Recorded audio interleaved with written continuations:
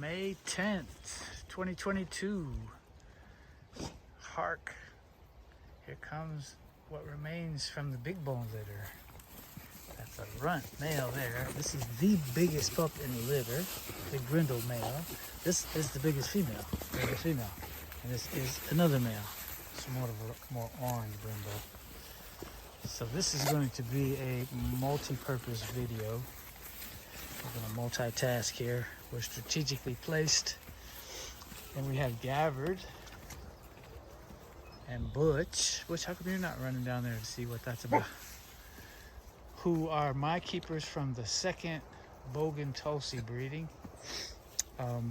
And this is their formal announcement of availability. They were extreme long shots to ever stay in the program, and I'll talk a little bit more about why in a minute. We also have a couple remaining pups from Bogan and Tulsi's third coming, the accidental coming. Yeah, and Tulsi.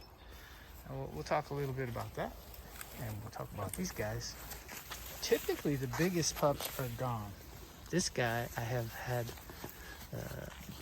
money from people who wanted him and then flaked. So he's here. He's a nice pup, biggest pup in the litter by far. Nothing wrong with this guy. Just not as big. This is the biggest female. I've got a different female that I'm keeping, so she's probably not going to be my keeper, although if she sticks around, that has been known to change. She's got a lot of nice bone on her. But physically, this guy is the most impressive of the batch, really. And yeah, yes you are. Yes you are. And there's Bigbone. So we're going to do a lot of things in one video. Gabbard, come here. Come here, Gabbard. So these guys are about 9 months now. And Gabbard is huge. I don't know if you can really get the feel for the scale of him. But well over 30 inches at the shoulder. He's probably 150 pounds already.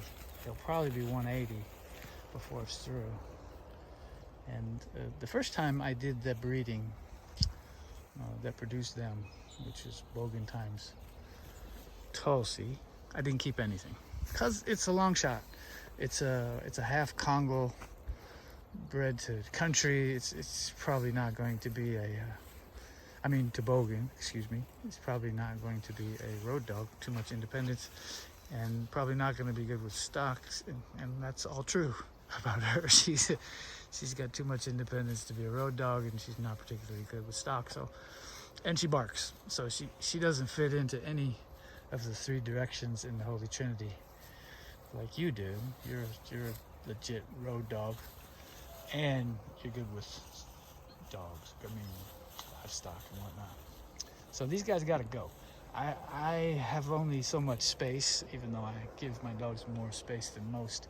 I only have so many pens, and these guys were long shots to ever be in the program.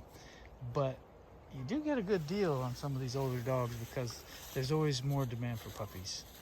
And so that just is what it is. And these are the best two from the second breeding.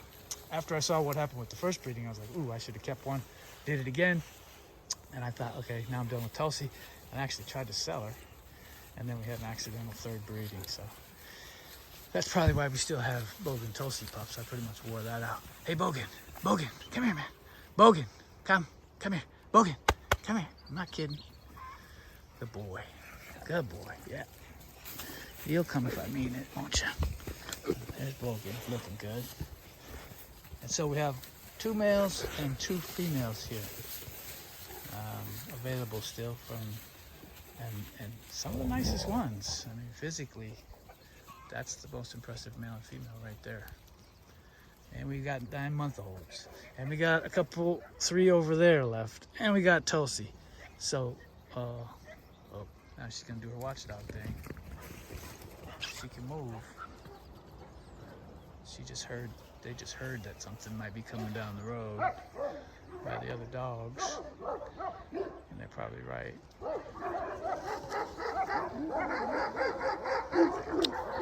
Now, we got a little, knock that off. shenanigans talking to Bogan over there.